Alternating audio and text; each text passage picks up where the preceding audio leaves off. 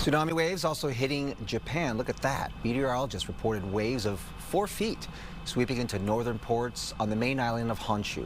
So far, no significant damage has been reported in that area, and Japan has since downgraded their tsunami warnings to advisories as well. Well, here in Southern California, we can breathe a sigh of relief as the tsunami advisory for coastal areas was dropped. Mario keeping an eye on the situation there in Marina del Rey. Mario.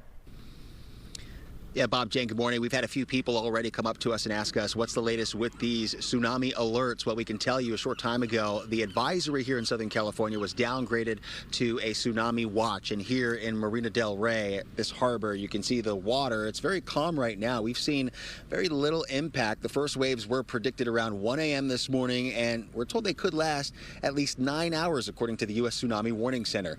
Well, let's take you up north to Stearns Wharf in Santa Barbara County, where tsunami advisory notices were seen overnight. That advisory remains in place.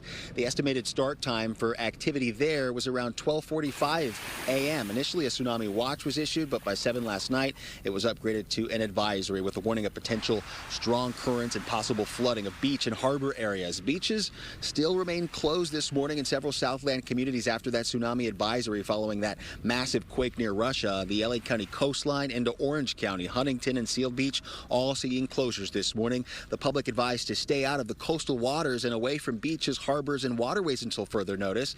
Listen to what one gentleman had to say this morning as he watched some of that overnight activity. About the tsunami, and I'm seeing the difference in the ripple effect in the water. I'm about ready to push up out of here because I see the water coming, and you never know. It's crazy, yeah. I mean, it's a little scary. It's a very strong current, right? The water's pushing you around. There's a lot of weight to the water, and therefore we often see a lot of damage to in harbors or ports. And I think that's likely to be a significant issue in this as the tsunami passes through. And world-renowned seismologist Dr. Lucy Jones, who you heard from there, adds that these waves generated by a tsunami could persist until 10 o'clock this morning here in Southern California. So from Santa Barbara into Central California remains under that advisory, but for most of Southern California, now downgraded to a watch, which means you should still be on standby and prepared for that potential activity.